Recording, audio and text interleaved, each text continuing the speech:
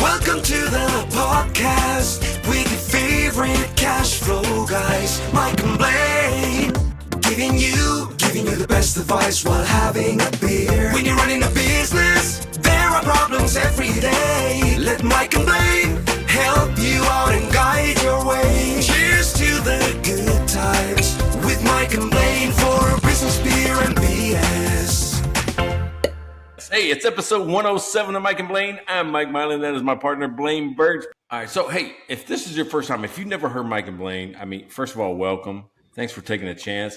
I just met a ton of new people at the Association of Small Business Development Centers, ASBDC. They had their national conference in Nashville. Man, what a great experience. So any of you that this is your first time, hey, go check out mikeandblaine.com, and plenty of ways to interact. We've got 107 episodes now that you can go back and look at. Lots of different topics for small business owners. If you just like stories, I mean, stories that you can connect other people to, I think that's what we're the best. I'm going to say best in the world at. Maybe why not? Completely. Yeah. Yeah, completely. Exactly. And I'm going to, you know what, I'm going to throw this in right now, which is earlier than usual. Make sure you subscribe. Guys, make sure you subscribe, like us, follow us, because you don't want to miss. We're on episode 107. You don't want to miss any of the new ones because we always got cool stuff going on. Yeah. And this may be one of the only truly international small business craft beer and BS podcast in the world. I'm sure it is. Right. This is cross-border. This is cross-border. Yeah, especially when you say it's with two guys named Mike and Blaine. It's totally unique. It's one of a kind. That's right. All right. So today, first of all, what are you drinking? I know what I picked this time, and I picked it because of the topic. So I'm excited about what you're drinking. You start. Tell us a little bit about the topic, and then you can go right into your beer. All right. So this time, if you've ever started a business, if you ever thought about a business and you're like going, I just don't have any money, right? Or even now you're running the business, you're like going, I just don't have any money. We're going to talk today about the duct tape, the bootstrap, the zip tie, the MacGyver version of running a business, and how to do this, right? Because it's scary. First of all, it's scary, but you're going to be in good company if you can find a way to be resourceful and use all the tools at your disposal. So we're going to talk about that today. So what you got? You must have picked something good. Well, I got to tell you a little secret. So I'm starting to work my fridge down because we're only here for about another month, maybe 6 weeks before we start heading south. So my fridge is getting a little bit thin. But I think if you are going to do this the total bootstrap way, you got to be a little bit of a wackadoo. So this is from the brewery Beere, and I think this is in Vancouver, and pretty sure it's in Vancouver. And it's I've had a few of these on the show. A few from this brewery. First time I did a wackadoo, though. Oh, and courtesy of CPA Larry Weinstein, my beer sponsor. Thanks again, Larry. Appreciate it. That's super good. Super good. Well, mine, I went with a Texas brewery that I think I've done before. It's Independence Brewery, and it's Twine time, right? It's like time to, it's like baling wire or anything like that. You're just holding this thing together with a piece of twine. So, beauty. That is perfect for this episode. Yeah, right? I will say, though, that as soon as it said Twine time, I'm like, oh, sweet, you got a hockey beer. That was the first thing I thought. So I know all the Canadian listeners, as soon as they hear like tickling the twine, they're going to think it's hockey related until you see the guitar and the armadillo. Then it's like, oh, okay, it's a little different. So. Now that makes it truly Texan, right? I mean, the armadillo. Oh, yeah. I think 50% of the time you see them walking along the side of the road, 50% of the time they're lying lifeless on the side of the road. So, yeah. You're still going to see them if you come to Texas. You're still going to see them. So. One way or another. Yeah. All right, so all of us have been there, especially if it's your very first time and you probably haven't saved up a bunch, or maybe you're in college, right? Because now I'm teaching over at Trinity University. You got these folks that are just trying to get a business off the ground, and there's lots of ways to launch. There's lots of ways to get started. I mean, all of us at one point in time have just like gone, how do I get known, right? The one thing that comes to mind, right off the bat was, to me, MailChimp, right? MailChimp started with $1,200. $1,200. Nice.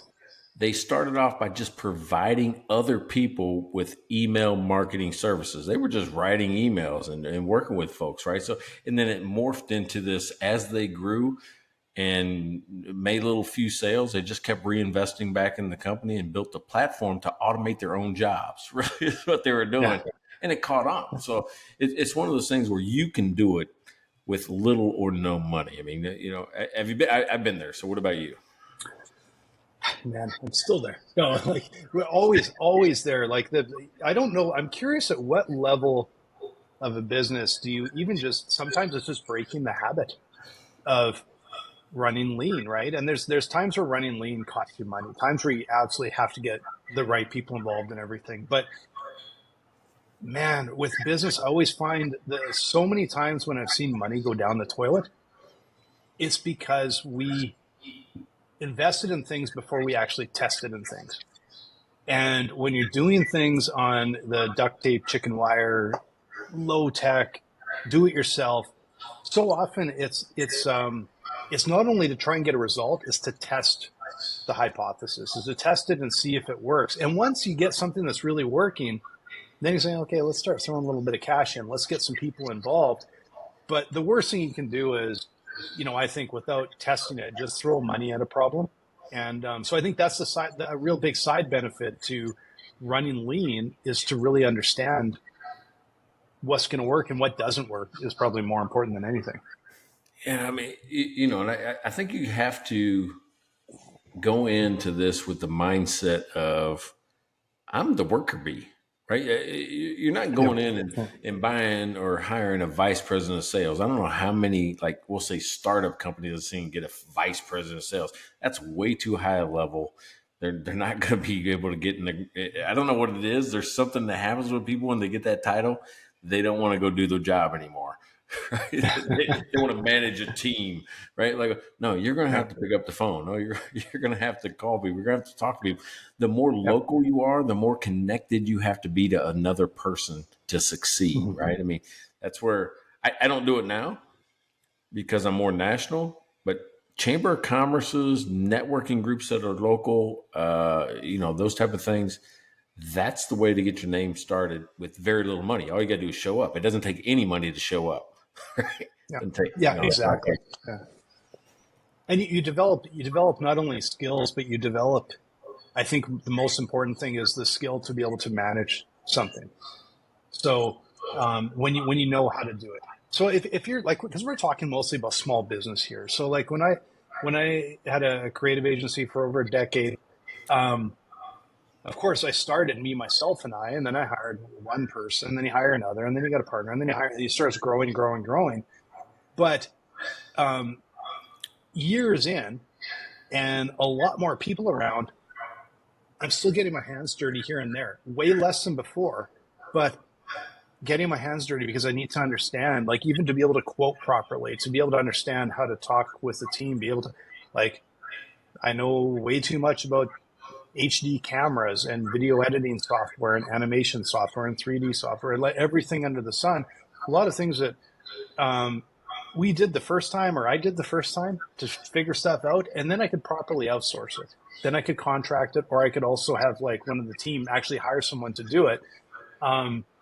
It's just been something I've always done, is just get in there, get your hands dirty, learn how to do it, build product, get good enough that you can do something, but then you know how to actually manage later too.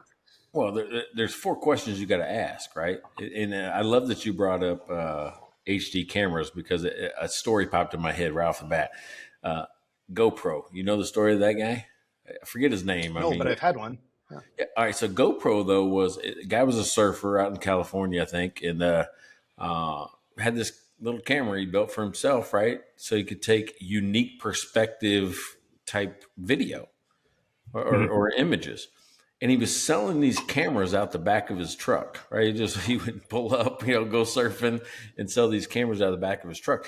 Then he developed an HD one. I don't know his background, how he got to this, or if he's connected to somebody else, but he hit this HD one that everyone wanted, right? Because it was not only the image was awesome, and it was like 2009, but you could use it anywhere. And it wasn't waterproof yet, but that came along. And the unique perspective came from the accessories.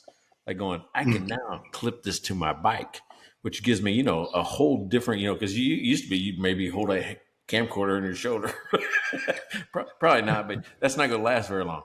But it's a hands-free, like tie it around your handlebar, clip it onto a surfboard or anything like that. That's perspective that he gave people became a viral hit. Yeah. You know what I love about that is that it was a product that he was using and he totally understood it. And it just reminded me of something.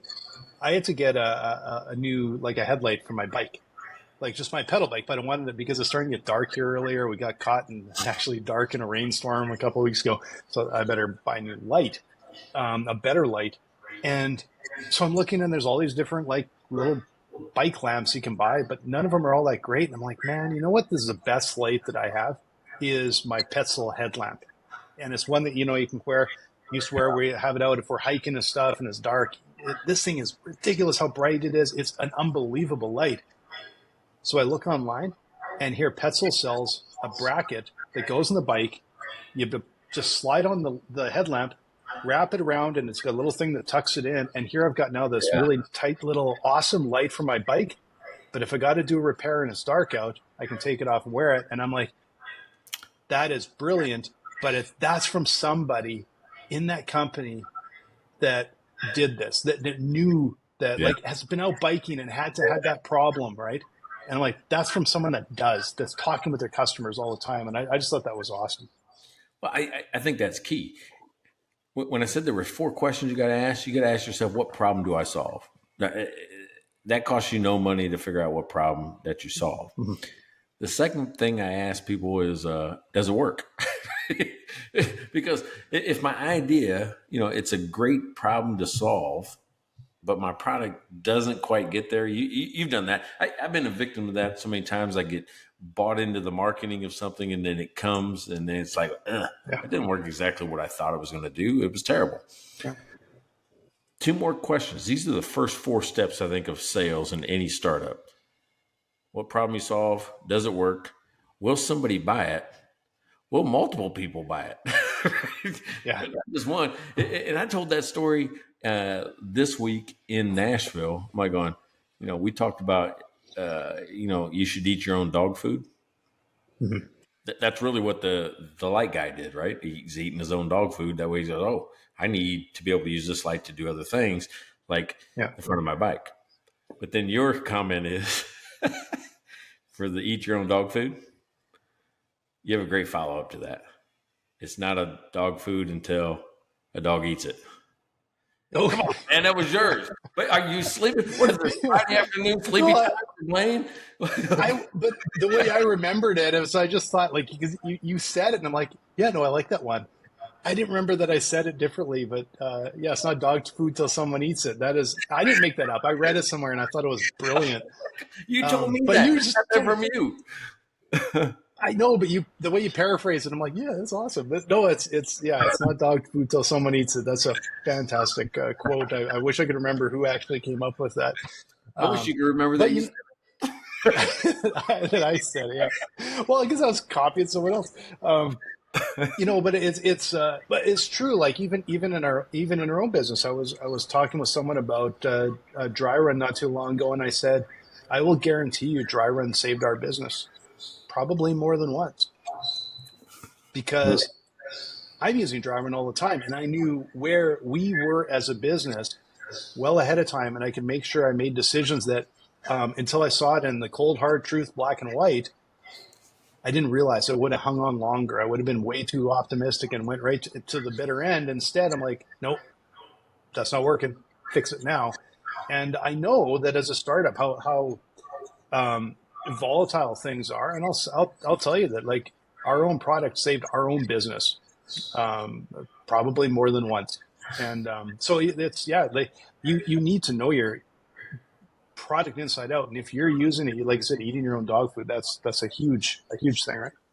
Hey, what's something that you did early on that you'll probably never do again? You only did it because you didn't have any money and you had to do something. Oh boy. Well, okay, I'm just going back to some of the creative agency stuff that I did. That like I did a 3D animation of the inside of a body through flying through like a fly through with like neurons and stuff, and these neurons were snap. We were doing something on mad cow disease. We were doing a whole video on mad cow disease and um, chronic wasting disease because we actually got to go out and shoot elk, like not shoot them, like video elk, live elk and stuff. It was really neat. And then we did this 3D fly through of neurons and stuff. And that was something that was amazing. I learned a lot. I would never ever do it again. And I should have just outsourced it. And anytime, anything we've done after that, we outsourced the 3D because it was way too much work and kind of dumb of me to do. So. All right. So, me, hotel staffing company. You got to remember, I'm going to make a run at this. Well, early 2000s, 2002, 2003, nobody had figured out email marketing. There wasn't paid ads. As a matter of fact, most people didn't have websites that were awesome back then, right? 20 years ago. So I still went in whatever city I was in, I would map and print out, because no GPS back then unless you bought a Garmin or something like that.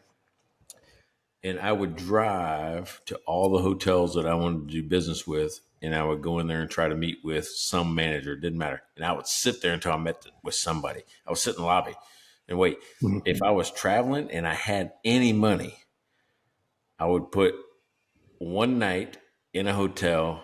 That way I could say in the one hotel I wanted the most, which was a full service high-end resort, I said, hey, I'm staying here. I thought this. So I could use that as I'm staying here, and understand your service better. But man, I remember going down to the last pennies and all that just to stay in, like we'll say the Hyatt in Scottsdale. This is like $400 a month. I'm like going, well, I'm gonna have to meet him somehow. Might as well just stalk him. But yeah, seriously, I mean that's what I did. I would stalk out hotels and wait till the general manager came up to the front desk or walked by. I knew they were going to at some point in time. I would just sit there and I'd be on my computer or talking on the phone until I could talk to somebody physically and go up and talk to them. Yeah. Well, and that dives into the entire area of sales. What do you do to get a deal, to talk with someone, to get sales? Like I've said it probably a million times when I had an agency, like you don't have recurring. We never had a whole lot of recurring revenue, maybe a tiny bit, but you're always on the hunt, always on the hunt because you got to do tens of thousands a week. And you're like, I got to get this work and I got to land some big ones. I got to land some six-figure. I got to land, I have to land them.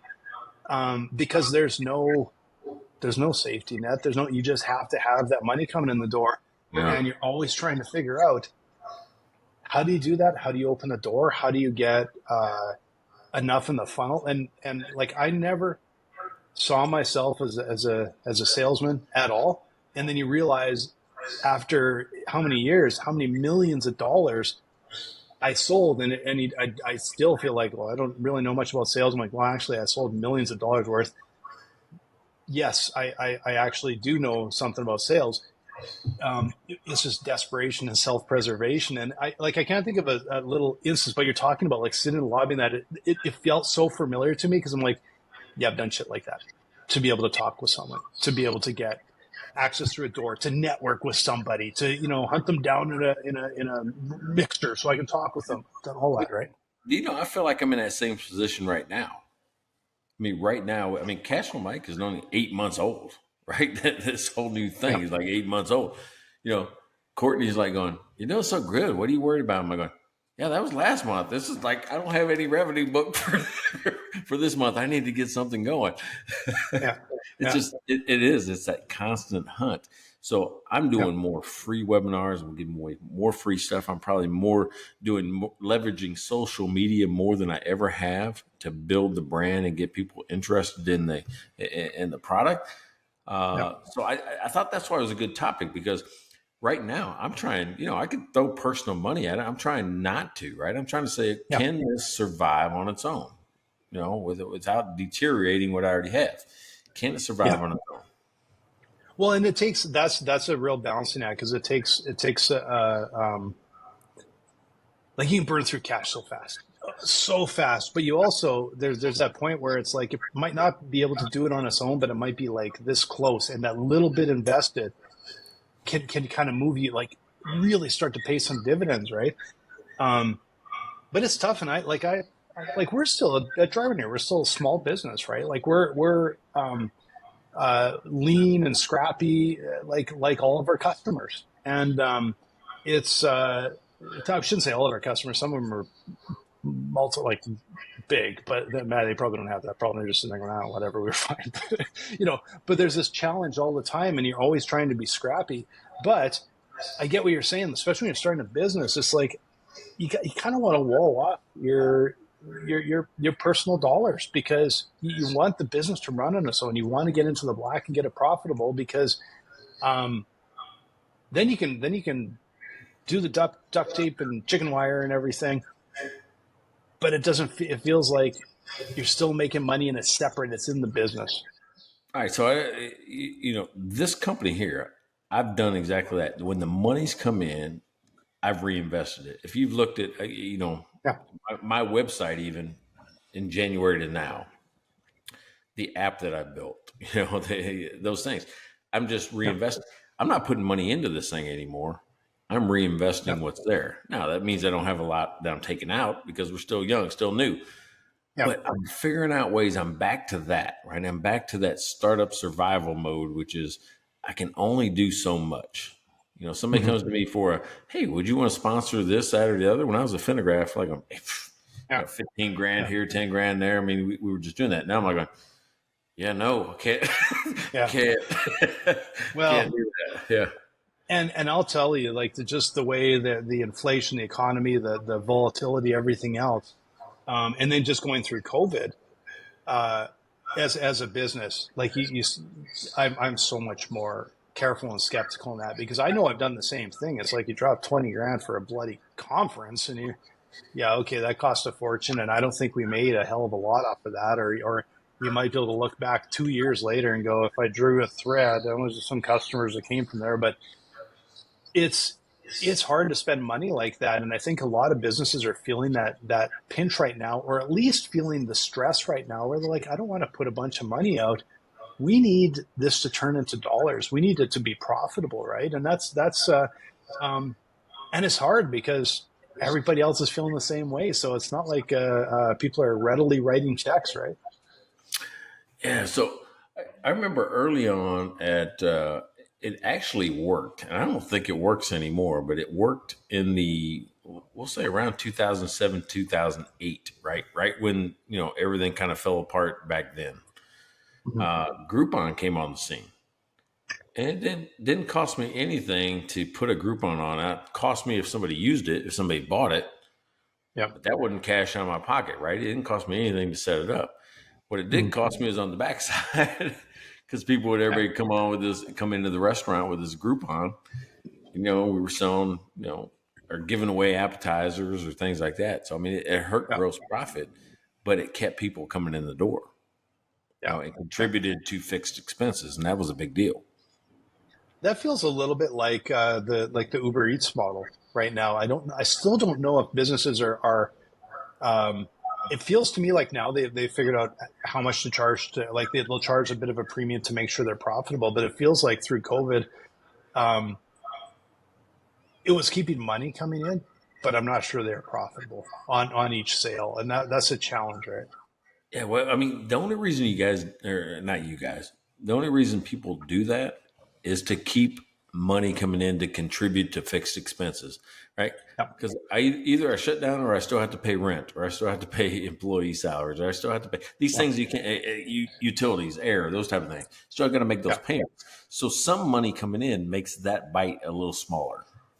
Yeah, we used to do that in the agency days. There would be some jobs you would take because and we've talked about this, the peaks and valleys before. Those valleys you'd be burning cash in slow months. We were always looking to make sure we got something coming in the door to keep covering different expenses. You didn't want to bite into the bankroll you have in the bank. And a lot of those were shitty jobs, and a lot of them were not profitable in the end. But there was revenue. Like you didn't have your team sitting idle. They were generating money. They weren't just a complete profit suck, right? So you take some of those, and like everyone I know that's run any sort of project business like that does some of those, and you don't want, if you know you don't have to take them, it's great. But every once in a while, you're like, this is going to be a bit of a lean time, especially like I know 2008, 2009, that was a little bit trickier to try and find work, and you just had to make sure cash was coming in the door, right? Yeah. Hey, speaking of peaks and valleys and being able to see it in advance, my friend Blaine Birch is the founder and CEO of a company called Dry Run that does cash flow forecasting for businesses. Hey, why don't you tell us a little bit about it? Yeah. No, well, thank you. Beautiful segue as usual. Yeah. No, if you are a business, and I'll tell you the businesses that we help the most. Now we help lots of businesses, but our businesses that we tend to help the most, multi-million-dollar businesses, it's complicated. Their cash flow is complicated. Their sales pipeline is usually really lumpy, like we like to call it, really lumpy. They got some big peaks and valleys. That leads to big peaks and valleys in the cash flow.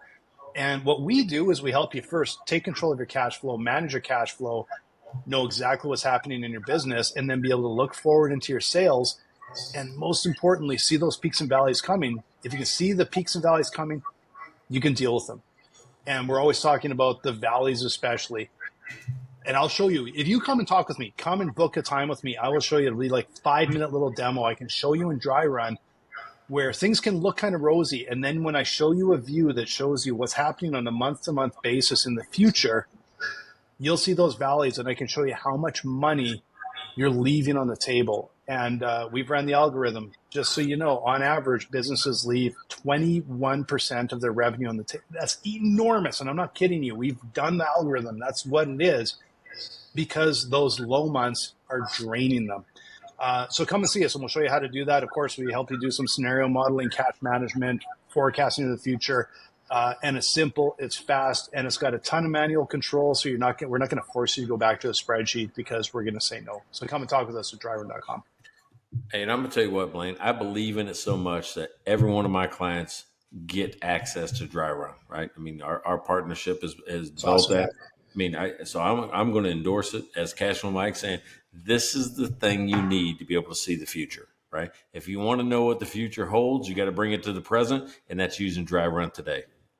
Yeah. And like I said, I know how important it is because I use it all the time, and it has saved our bacon, but it's also painted the way at times where it's like, there's opportunity, there's opportunity, there's opportunity. So. All right. So back to this duct tape, baling wire, chicken wire, as you said. I've got to tell you, I mean, there have been times when I've done things that I knew was going to hurt my cash flow, but I felt that it was going to help my company. Like, we got involved in the chicken wing, buffalo wing eating contest. Not eating. It's like a contest of judging. People would judge your wings. Oh, okay. Yeah, right. So, but you had to pay to be involved in the contest, the competition. Other people would pay to come, right? So they made money that way. But then they get a certain amount of tickets, and they go around and they eat all the wings for free, right? So you provide the wings, and you pay to be in the contest and all that. And then they drop your ticket in if you win. If you win, you get a trophy. So it's all Nice. cash outlay.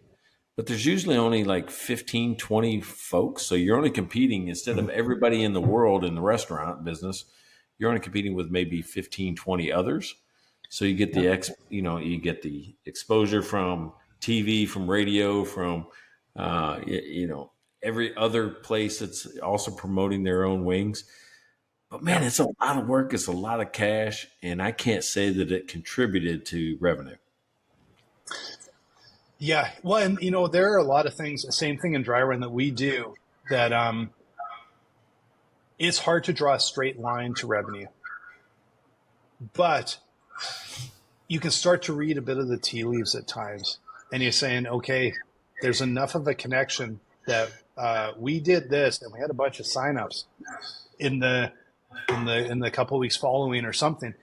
Yeah. Because people like to think it like online. It's just like, well, you run an ad, they click on it, they come to dry run, they start their trial, then they go in and buy.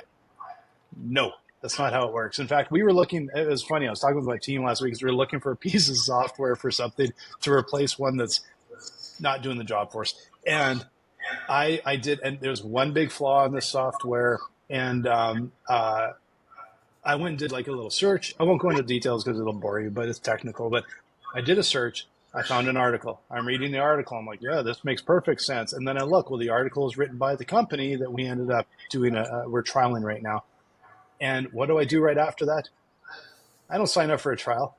I go and I start looking at some reviews. Then I come back and I'm talking with my team, and then they're looking at stuff. And then it's this big messy. It goes on for about a couple of weeks because nobody has time. And then finally, Director of Client Success goes in and goes, yeah, I started that. I'm doing some testing, so let's try that out. Now, that company has no idea that we came from a search that came to an article, and then we went through this big, messy, multiple touch thing before we actually started our trial. But that's virtually how it always is. Yeah. And so sometimes you just kind of have to go, yeah, I think it's for our own good. It seems to work. We've got a little bit of evidence, people clicking over here. We think that's probably what's sort of feeding over here, even though we can't draw a line straight across. Yeah, I think the only place I can draw a line. All right, so truly in the past 20 years, I mean, the only place I can draw a line today is if you download the free book from my site, right? The 7-minute conversation. Yeah. It's the only place you get the offer for a really super cheap training package for that book. Yeah. So when I get a sale through that, I'm like going, yeah, that came from the download. Yeah. It's the only place that can come from, right? I only showed me one place. So I'm like, somehow you download the book and then got that email, because I don't even put that out as a public offering. You have to get the email to be able to do that. Yeah, it's nice when you get some data like that. Like, we've tried some things where we got a special offer and stuff, and we haven't had a whole lot of, I shouldn't say we haven't a whole lot of success. We haven't a whole lot of success in drawing the line between them. But you can start to go like, oh yeah, like signups came here. Like, it seems to be a connection to this. Or you sort of look back and go, I bet that came from that, and it's, okay. Before we go any further, though, I'm going to divert us into a little bit of BS because I'm still in the chicken wing sort of thread here. All right, yeah, I got you. Now, do you do a mean chicken wing? I have in the past, right? So I've got a Frank's Red Hot Sauce base, right? Okay. Butter, some other secret sauce, but I think I do. I think I got one that people would like. But if it starts off with Frank's Red Hot as the base, but then I'll kick it up Texan style to make it right. The other thing is that I don't. I'll toss it afterwards. I'll fry it first, and I like mine naked. I don't like them breaded. Yeah. Right. So naked, no bread, which means no breadcrumbs or anything like that. Just a naked wing. Put them in a large mixing bowl, and then I'll squirt the sauce over the top of it and just mix them in the bowl like that, and then send them out. So, and blue cheese. Nice. It has to be served with blue cheese. Yeah, Heather likes that. I'm not a big blue cheese fan. I'll do ranch. I'm not a big blue cheese fan. I think I do a pretty mean chicken wing, but see, I don't fry them. I do them in a very specific way on the barbecue, but you got to have the right temperature. No barbecue, top grill, right temperature, rotating at the right time, pre-seasoned, but not with the sauce. And then I have a Frank's Red Hot base. Again, it's just the base, and I do a little extra on it. And I do the same thing when they're just ready. And you got to be really careful on the barbecue. But if you do them right, they're unbelievable. And then I put on the sauce and I put them back on the barbecue, and it's just a couple more minutes on the barbecue to just kind of pull it all together. And they're awesome. All right, so I'm gonna get everybody mad at me right now in Texas because I gave up my barbecue and I went to a flat top griddle. Do everything out there. I can almost cook every meal every day out there on the flat top griddle. All right, just really? I'm convinced I can, because we do a lot of fajitas, we do a lot of things like that. I throw all the vegetables out there, I throw the meat out there. I eat breakfast, I can do bacon, eggs, everything all together. I am a fan of a flat top now. Interesting. It just happened. It just happened, Yeah. man. I'm telling you. I'm like going, I saw somebody do it on TV. I'm like going, I want to do that, which is a big pile of stuff. They're just cooking in different areas all on there. Mm. Then they scrape everything down to this one big bucket, or not bucket, like the catch-all, clean it, keeps it seasoned. Man, it's just freaking, it's sweet. It's That really might be, yeah, because I use my grill, like my barbecue grill. Like up here, we call them a barbecue. Down there, we call them a grill. I use it for everything. Like I'm out there cooking on there more than anything. But like I have a cast iron skillets for almost everything. So I'm cooking everything like vegetables, fish, everything. Everything is on that grill. But a lot of times it's in the cast iron skillet. So that what you're talking about may actually work for the way I do a lot of our cooking, actually. That's what we went to. But you got to treat it the same as a cast iron skillet, which means I'm going to scrape it off at the end. I let it cool down. I'll go back with a little hot water and a little scrub pad. That's it. And then go back with a coat of oil, right? So it's always seasoned. Nothing sticks. Keeps the smell out of the house for some of the stuff, right? That's especially for fish and things. Yeah. The only thing I like the grill for, though, is my beer can chicken, because you want the lid closed so you keep that heat in there. So that's an important one. So all these cooking tips are courtesy of Mike Blaine. Well, and you know what? I actually have a chili that won first place in a chili comp. I used to be a judge in a chili contest in Kansas City. Nice. 2 years in a row. I was a judge, so I'd taste all these. We go in a secret room, come out, and then they'd have the big ceremony, and then everybody be mad at you. Yeah. That's fun. Yeah, that's right. Yeah, one person's happy, everybody else is mad at you. Yeah, nice. All right, so when I think about things that we did to just we've been talking a lot about sales and marketing. Are there some operations side of the house that you duct tape together? You're like, oh, I hope this works or holds till I can get a little bit more money to make it right. Oh, right. Yeah, I'm pretty sure we painted like renoed offices.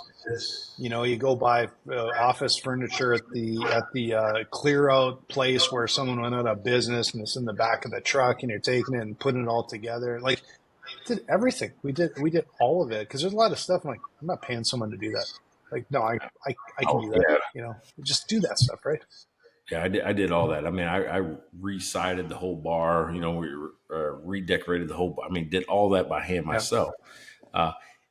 Currently, again, back to me still doing what, when you're a startup, you have to do this. Some of the manual processes that I had to do that I've automated, but I had to automate them in chunks because it cost money, and you had to piece things together and map it out. Like, okay, well, I won't send that email. I'll send it out manually, which meant that I had to wait for every sale to come in and then be close enough to the part where it looked automatic. That's where you see. All right, here's where people get clever on that. I don't know if you know this or not. When people say, "Hey, you should be able to get this in 5 to 6 hours, or 8 hours. You'll get this by in 3-4 days. This will happen." Right? If you get an email where it's telling you that, be expecting something else to happen in X hours or X days.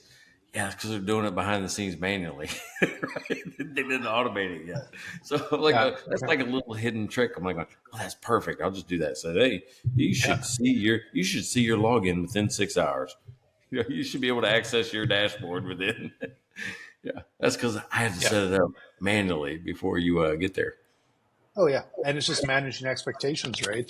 And knowing where to put your time and money and energy. Like we do that all the time. You're always prioritizing where you're going to put your time and money, where you're going to put your energy, and it's a balance between like what's the impact and also, but what's the lift? Like what is the technical lift for us is a big thing we're always talking about, but even on marketing things, sales is like, what is the lift versus the payoff? What is the biggest payoff? But you also have to look at it might be the biggest payoff, but boy, the lift is so heavy that it's in the end, you probably won't be the biggest, right? So it's talking with the team and trying to figure that stuff out is so important before you start sinking time into things, right? All right. So did you ever hand out flyers, or did you ever hand out just stuff to get people to talk to you in the beginning, or no? No, I don't remember doing because we're like with dry run, it's all online, right? Like, so I was metaphorically doing that. Like everything we were doing was online. There's a lot of manual trying to connect with people. But during our agency days, it was very much networking, referral, and finding your ways in, but not standing. That was just not the type of business we had. So it wouldn't have probably done anything for us. Yeah. So I remember early on. Well, I mean, I did a lot of that, right? Because I'm still a late '90s, early 2000 guy when I was doing that. But I keep thinking about these manual processes that people have to do just to get started. I remember, I mean, there's a lot of companies that will come up with a catchy name like, oh, this is our smart reader. This is our smart expense. And really what it was doing was when you uploaded the documents, it was pushing it offshore or pushing it to a team member where somebody physically manually did it behind the scenes. Yeah. And then made it seem like it was an automation.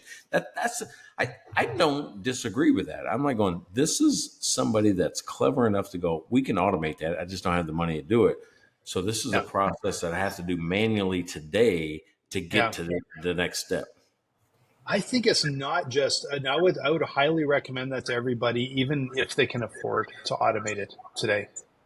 So let's say you raised a big round. It's like, oh, we know what it is. We've plotted it all out. We're going to automate it and try it. It's amazing how much you learn from doing those things manually, you know? Absolutely.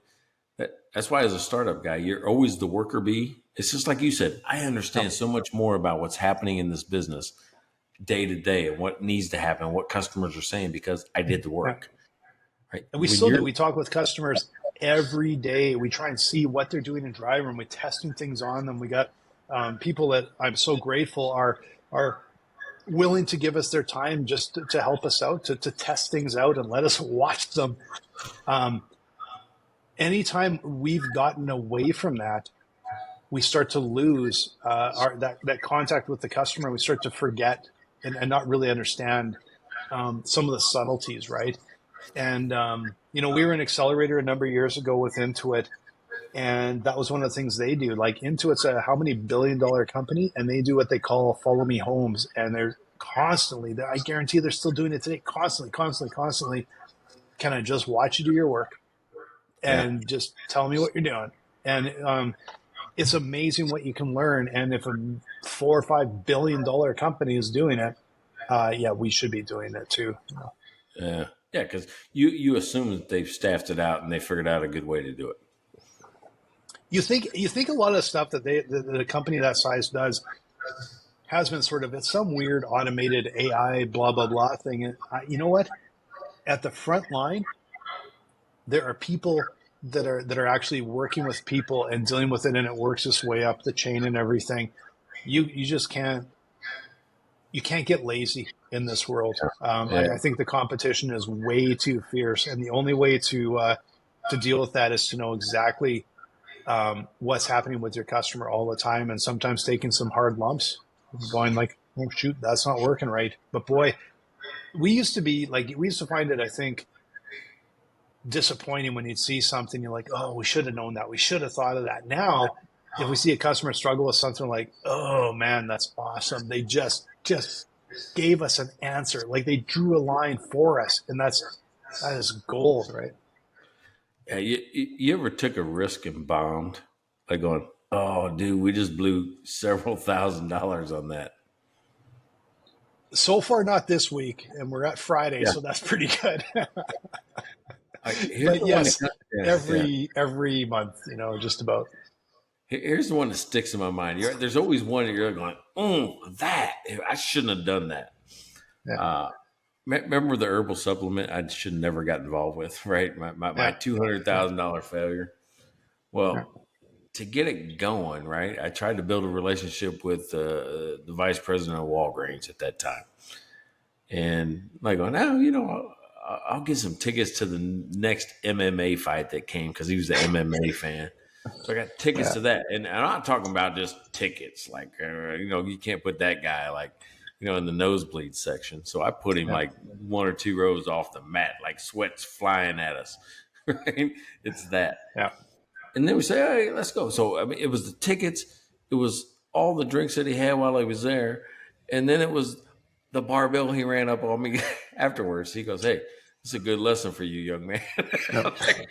Yeah, yes, it is. I'm not going to do that again. Trust me. Yep. Trust me. I will not Yep. do that again.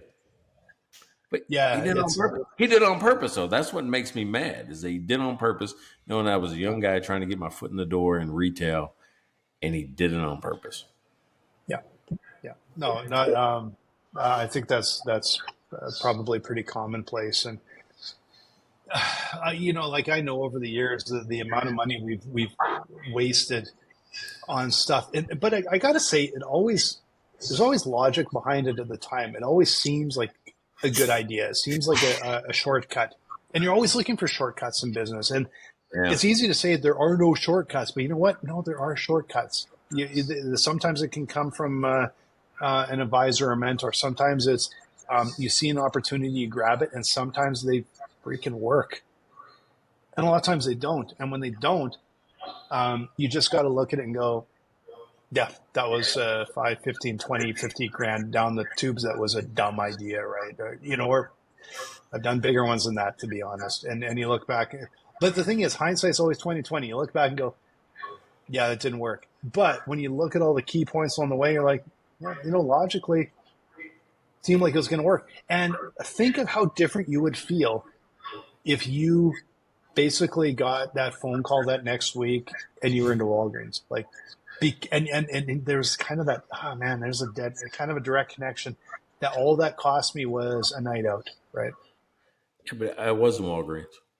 He put me I know in there. You were, so yeah, but so because I was already in Walgreens and he did that to me. He's like cutting right out of my margin. Okay, so that was that might have been a bit tricky. I already had the contract. I didn't have to do it. Okay, that was probably maybe a little ill conceived, but at the time, I bet you it made sense to you. I bet you it made sense to be able to go like, let's make sure that they're happy with us. They know who we are. Give us a little bit of love, right? There it is. That's what I was thinking, and that if we did a good enough job, that he would tell somebody else, and that we would expand. Because he only had a little part of the country, right? He wasn't like every Walgreens; it was just a little piece of it. So that's kind of crazy that way. You talk about like shortcuts. Probably the best shortcut. This is a weird thing because it's also the best piece of advice I've ever gotten in business, and it came from my grandpa. He just said, control what you can control, which means because I was the type of guy that I would fixate on everything else around me. I'm like, I've got to be able to operate in this space. And that's why I looked at it is I have to conform to the space. No, I have to conform to me and I fit into the space. Not, it's like going in versus around, right? I have to conform into the space, not around the space, like control the space. And when I did that, I stopped thinking about all the other what ifs, and I started thinking about what I can control every single day and what action I could take to make my life better. And that made a biggest difference in everything I did.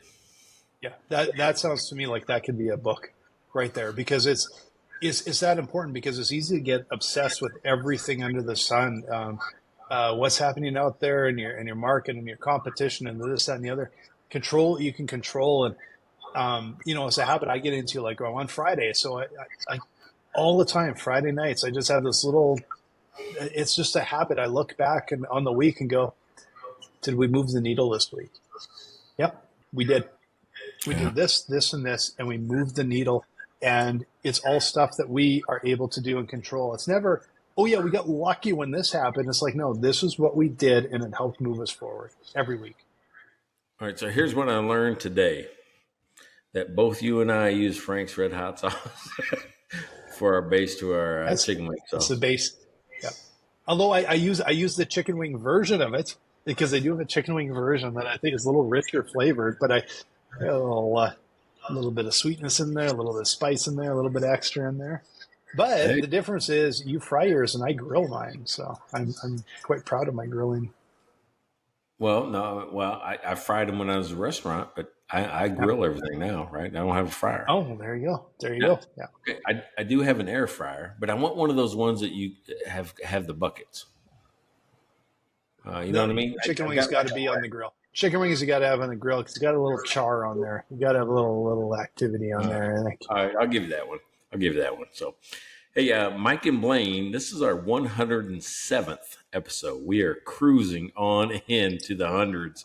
This is one of the best experiences of my life. And just talking with you, we've done it 107 times. I want to say I'm grateful and I'm thankful for you as a partner here. And I like our podcast, man. Me too, man. I love that. This is what I look forward to every single week. And I know, I can't wait to get, we're going to top 200. We're going to top 500. And it's so much fun. I love it. And this is the highlight of my week, man. And hopefully this was some of the people listen to. And if you want to listen more, you can go to mikeandblaine.com. You can buy our merch. We got shirts.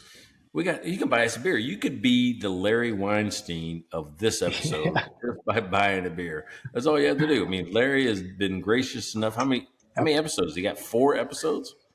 4 episodes. So I got to count. I think we're and I got 2 sponsors right now. So I'm staggering. And so I got 8 weeks of sponsors, which is super fun. I think I'm about halfway through. There you go. All right. So I'm Mike Mylan. That is my partner, Blaine Birch. And we've been talking about how to duct tape and baling wire your company together when you don't have money. And make sure you subscribe, follow us. Make sure you catch every episode. We'd love to have you kicking around. And make sure you send us some messages, too. We love getting comments. We get comments on Facebook, on LinkedIn, on YouTube. Text message. Funnily enough, I get more text messages than probably, and comments walking down the street, run into someone I know. I get more comments that way. It's quite hilarious. So we love that. Hey, did you see we had all those comments on my rap? I didn't have to go look. I didn't see too many of those. Yeah, we had several comments. Must be on my page or something like that. But I posted on my page. We had all kinds of people comment. And trust me, it's not good. Don't go listen to it. Oh man, go listen to that. It's now I do like the country song, but the rap was awesome. So, and we'll remember that in the next couple episodes. We'll have to have you do another musical ditty because you're so good at them. There we go. I am Musical Mike now. All right, man. That's awesome. All right, we'll talk to you later. This is Mike and Blaine signing off. Check out their website at mikeandblaine.com. Then subscribe to the podcast and buy these guys a beer.